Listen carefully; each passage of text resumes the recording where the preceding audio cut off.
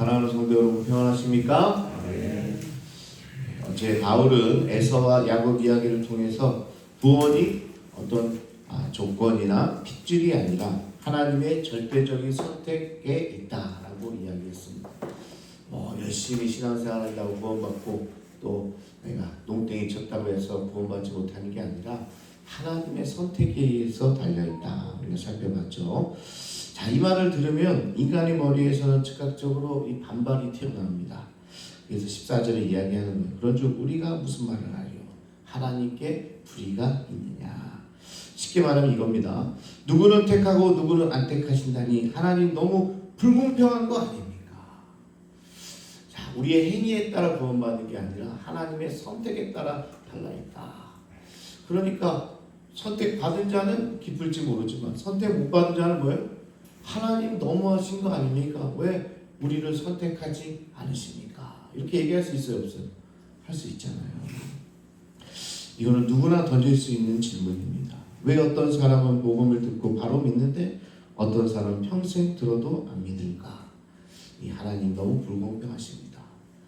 그런데 정말 그렇죠.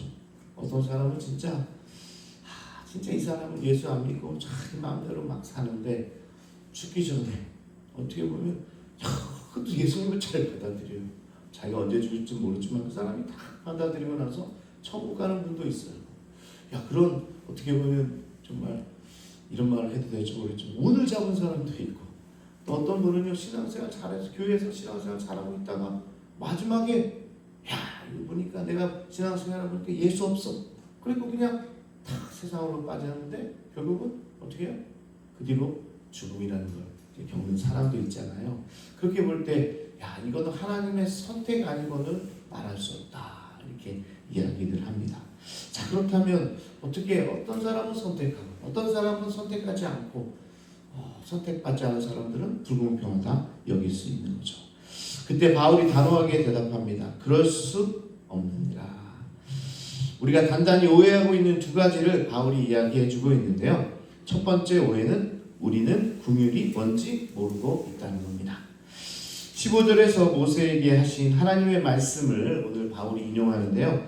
내가 긍휼히 여길 자를 긍휼히 여기고 불쌍히 여길 자를 불쌍히 여기느니라. 누구 마음이라는 거예요? 하나님 마음입니다. 하나님 마음. 그러니까요, 우리가 예수님의 기도처럼 주의 뜻을 구하는 기도가 돼야 돼요. 우리 신앙생활 할 때도 그렇고 우리 교회 공동체, 성산교회 공동체도 아무리 우리가 옳은 일이라고 할지라도 하나님의 뜻이 거기에 없으면 안 되는 거예요. 하나님 마음에 합하게 우리가 그렇게 신앙생활 해야 되는 겁니다. 그러니까 하나님이 내 마음이다 라고 이야기하면 우리가 할 말이 없는 거죠. 우리가 은연중에 이렇게 오해하고 있어요. 하나님은 사랑이시니까 당연히 모든 사람을 공평하게 모두 다 구원해 주셔야지, 이렇게 여깁니다. 마치 하나님이 우리에게 구원을 주셔야 할 의무가 있는 것처럼 당당하게 요구할 때가 있는 겁니다. 마치 식당에 가서 내가 돈을 냈으니까 밥을 주세요 라고 우리가 요구하는 것과 비슷하게 말입니다. 우리가 하나님께 이렇게 구원을 요구할 때가 많다. 나는 자격이 있으니까, 나는 성산교회 다녔으니까 하나님 복 주시고 구원해 주십시오. 그러면 이게 긍휼이 아니라 거래가 될 뿐입니다. 긍휼은 그런 차원의 이야기가 아니다라는 거죠. 자, 그러면서 공평이라는 뜻을 또 우리가 생각해 봐야 되는데, 이 공평의 진짜 의미는 공평이란 모두에게 똑같은 짐을 지우는 게 아니라 지은 죄만큼 벌을 받게 하는 게 바로 공평이다. 여러분 꼭 기억하시기 바랍니다. 공평이라는 건요, 모두 다 똑같이 해주는 게 공평이 아니에요. 아니 왜 장로님들은 잘 되게 하고 왜 우리는 이렇게 됩니까?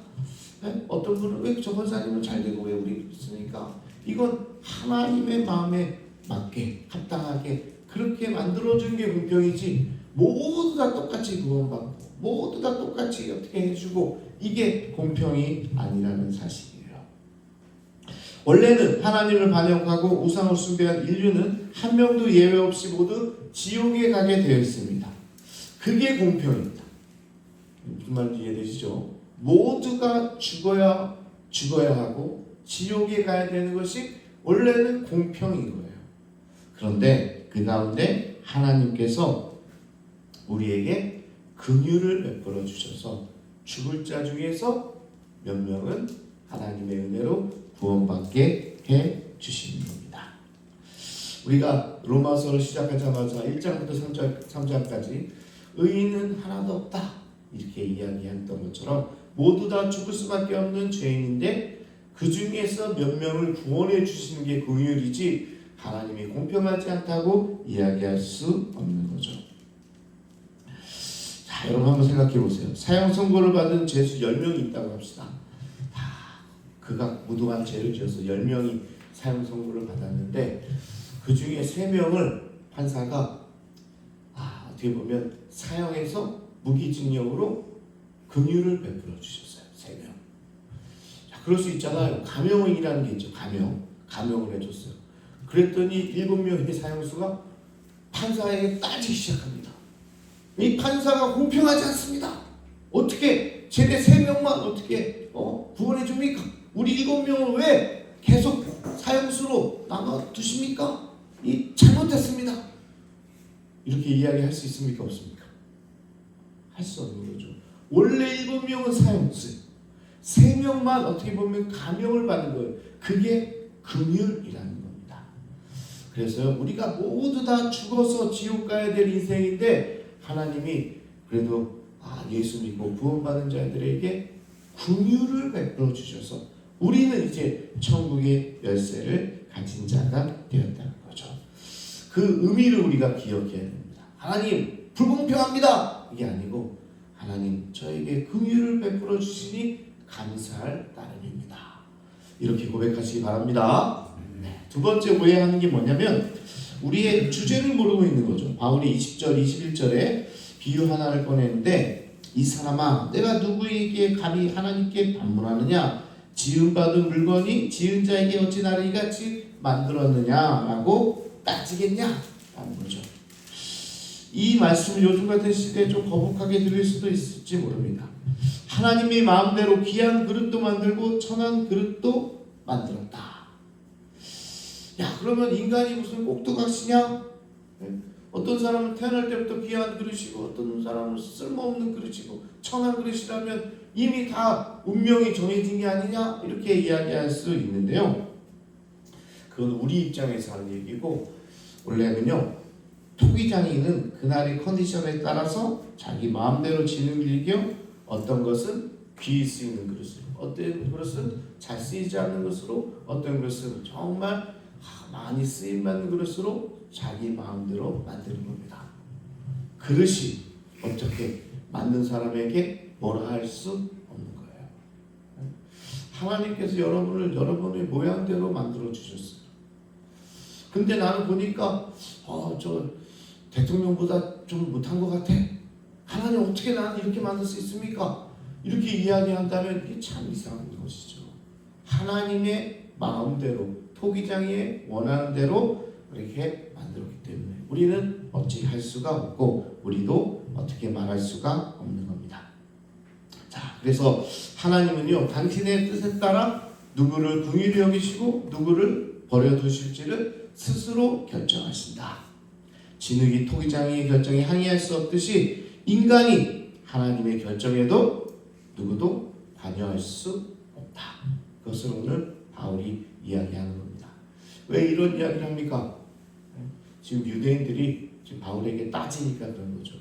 우리는 하나님의 백성으로 하나님께 구원받기로 했는데 우리가 무슨 멸망의 길에 가느냐 이렇게 따지니까 그러면 하나님이 공평하지 않은 거 아니냐 이렇게 따지니까 오늘 그 이야기를 지금 하고 있는 겁니다.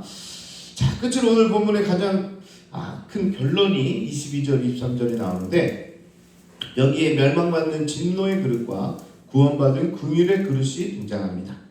바울이 이 두 그릇을 묘사하는 표현을 완전히 다르게 하고 있는데 이게 비대칭이라는 게 핵심입니다. 자, 대칭이 아니라 비대칭적인 그릇이다. 하나는 진노의 그릇이고 하나는 긍휼의 그릇이다 라는 겁니다. 자, 22절에 보세요. 지옥에 가는 진노의 그릇에 대해 바울은 하나님이 멸망하라고 억지로 만드셨다고 말하지 않습니다. 인간 스스로 죄를 지어 멸망의 길로 달려가는 것을 하나님께서 그저 오래 참으심으로 관용하셨다고 이야기하는 겁니다. 자, 보세요. 우리가 어떤 건 귀히 쓰이고 어떤 것은 천하게 쓰인다고 하는데, 천하게 쓰인 것이 그냥 하나님께서 그냥 무조건 천하게 만들었다기보다는 하나님께서 만드신 것에 대해서 그 그릇이 결국은 잘못을 저질렀을 때 하나님께서 관용함으로 그냥 내버려 두심으로 그것이 결국은 천해지게 된다라고 이야기하는 겁니다. 그래서 우리가 지난번에 살펴봤을 때 하나님께서 우리에게 베푸는 게 아니죠. 하나님께서 우리에게 주는 가장 큰 징벌이 뭐냐라고 할 때 뭐였죠? 하나님께서 우리에게 큰 징벌을 내주시는데 그게 뭐예요? 기억하시는 분이 아무도 없으셔서 얼마나 감사한지 모릅니다. 또 가르쳐드릴 수 있으니까. 가장 큰 죄가 뭐냐? 큰 벌이 뭐냐? 하나님이 그냥 내버려 두는 겁니다. 내버려 두는 거. 그게 가장 무서워요. 우리는 때로는 그러잖아요. 저분은 진짜 어떻게 예수 믿는 사람을 저렇게 할 수 있을까? 하나님께서 치지 않을까? 뭐 이런 얘기들 할 때도 있는데, 사실 하나님의 가장 큰 징벌이 뭐냐? 그냥 죽는 거예요. 그가 계속 그렇게 살다가 결국은 지옥으로 가는 길에 하나님께서 다시 부르지 않고 그냥 내버려 두는 것, 이게 가장 큰 징벌이라는 겁니다. 그래서 오늘 첫 번째 이 징벌의, 이 진노의 그릇은 하나님께서 그냥 내버려 두시는 거예요. 오래 참으로 관용했다라는 표현이 바로 내버려 뒀다는 표현입니다. 내가 선택한 길의 결과를 하나님이 참으시는 거예요. 그래서 어제 에서와 야곱의 선택에서도 에서를 미워했다기보다는 에서의 행동을 그냥 내버려 뒀다라고 이해하면 좋습니다.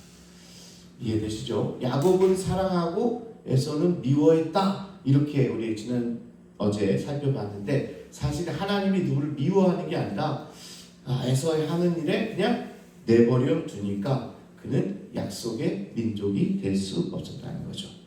반면에 23절에 천국에 가는 긍휼의 그릇에 대해서도 말하고 있는데, 하나님이 영광 받기로 예비하신 바 하나님이 친히 직접 그를 구원했다라고 이야기하고 있는 겁니다.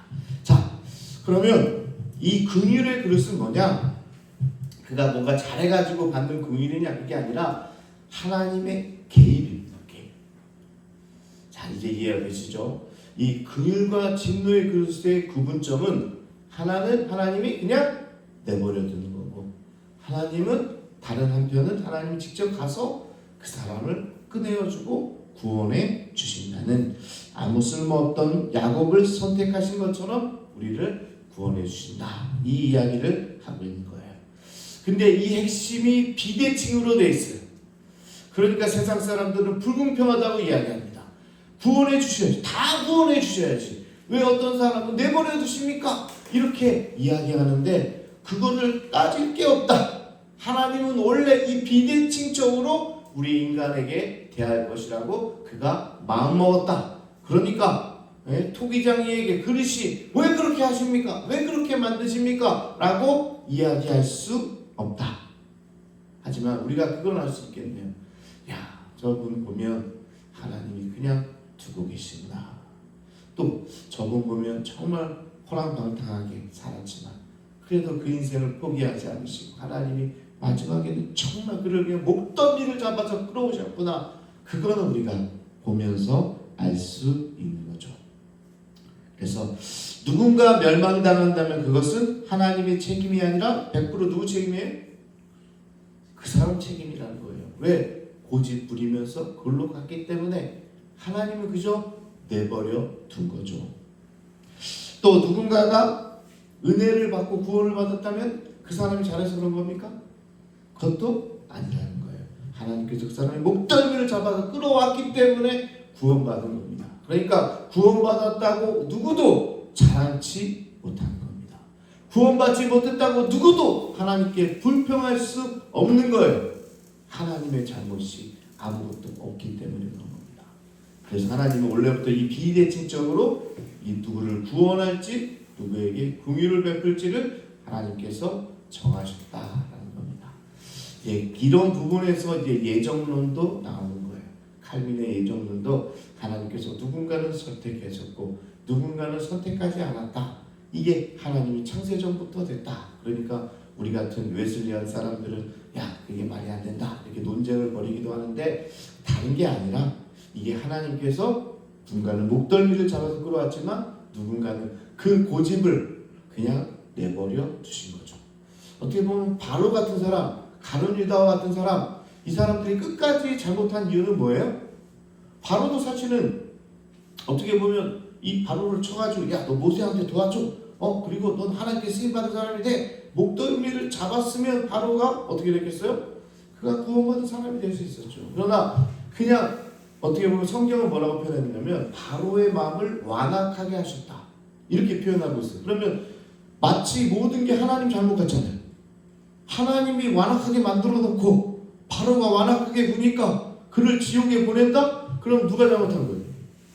오늘 성경 내용 자체가 어렵습니다. 여러분 목사님이 아침 새벽부터 왜 이렇게 말씀을 어렵게 해가지고 이해가 하나도 안 되게 이렇게 저한테 지금 불평의 눈빛을 자꾸 보내고 있어요.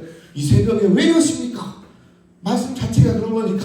그래도 제가 제일 쉽게 설명해 드리고 있는 거예요. 완악하게 하셨다라고 표현하고 있지만 그게 하나님이 누군가를 완악하게 만든 게 아니고 그 완악한 마음, 고집불통의 마음을 하나님도 그냥 내버려 두시기 때문에 가룟 유다도 예수님을 그 완악한 마음에 팔아버리게 되는 그런 일이 일어나게 되는 겁니다.